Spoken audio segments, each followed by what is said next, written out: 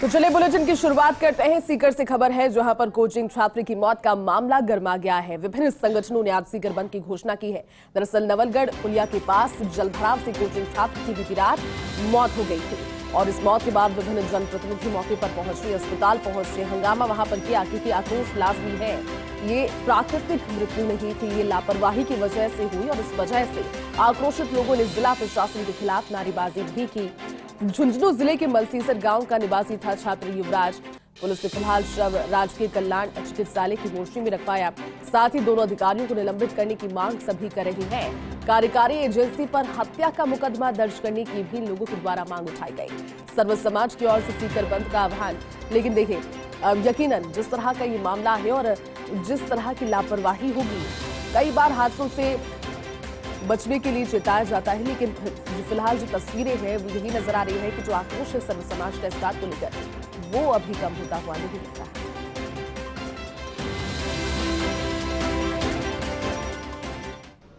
हमारे काफी प्रयास के बावजूद और प्रशासन को हमने काफी कहा कि इस रोड के काम को तेज गति दी जाए। काम जिसकी मीटिंग हुई थी उसके बाद में तेज गति से चला भी, लेकिन फिर भी ये दुर्घटना घटित हो गई। ये बहुत ही दुर्भाग्यपूर्ण है। ऐसे में किसकी लापरवाही है ये जांच का विषय है। मैं अभी यहाँ खड़ा खड़ा ये नहीं कह सकता कि किस तरीके से ये घटना घटी है, किस तरीके से किसकी लापरवाही है, किसकी नहीं है। ये बात तो प्रशासन, जिला कलेक्टर और एसपी शायद मौके पे गए बता। तो चलिए इस खबर पर ज्यादा जानकारी के साथ सीकर से सहयोगी रमेश जुट गए। रमेश, लापरवाही भी इस कदर की कि एक बच्चे की जान चली गई। सबसे पहले तो वहां पर परिस्थितियां किस तरह की है? परिजन यकीनन दुखों का पहाड़ टूट पड़ा है, लेकिन स्थितियां कैसी बनी हुई है और कार्रवाई की बात जब हम करते हैं रमेश, तो वो कहां तक पहुंचे? इस मामले में किन किन पर हुई है? बिल्कुल, जैसे बताना चाहूंगा कि देर रात का ये हादसा है और निश्चित रूप से एक जवान बच्चे की मौत हुई है जो कोचिंग करने के लिए सीकर आया था। झुंझुनू जिले के मलसीसर गांव का ये रहने वाला बच्चा है और युवराज इसका नाम है। लेकिन जो हादसा शहर के बीचों बीच हुआ है, जिसको शहर की हार्ट सड़क कहा जा सकता है, जिसको शहर का हृदय स्थल कहा जाता है, वहाँ जलभराव हुआ और जलभराव होने के बाद जो पानी की निकासी थी वो समय पे नहीं हो पाई और सड़क के बीचों बीच गड्ढा खुदा हुआ था और उस गड्ढे में गिरने से उस बच्चे की मौत हुई है। तो निश्चित रूप से लोगों में आक्रोश है और उसी आक्रोश को देखते हुए आज सर्व समाज ने सीकर बंद का आह्वान किया है। अब देखना ये होगा कि सीकर बंद के बाद में जो लापरवाह अधिकारी हैं उन पे कितनी कार्रवाई होती है, किस कदर होती है। लेकिन देर रात तक सांसद सुबेनानंद सरस्वती, पीसीसी चीफ गोविंद सिंह डोटासरा, माकपा के कदावर नेता अमराराम जैसे लोग वहां पहुंचे थे।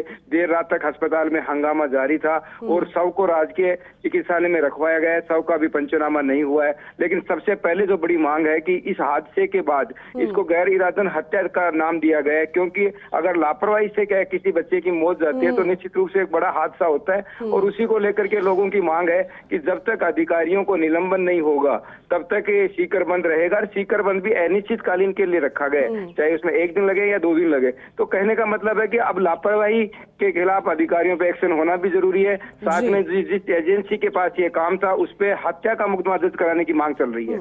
रमेश, बिल्कुल ठीक कह रहे हैं आप, क्योंकि लापरवाही भी अव्वल दर्जे की थी। यहाँ पर किसी के घर में जलभराव नहीं हुआ, किसी घर के बाहर गड्ढा नहीं बना, बल्कि कितना बड़ा गड्ढा था कि उसमें एक छात्र डूब गया, मर गया। रमेश, वहां इससे पहले लोगों की ओर से शिकायत की गई होगी, क्योंकि आप बता रहे हैं कि चलती हुई रोड थी, हाट था शहर का, वहां से लोग रोजाना गुजरते होंगे। मांग तो पहले भी की गई होगी इसको लेकर।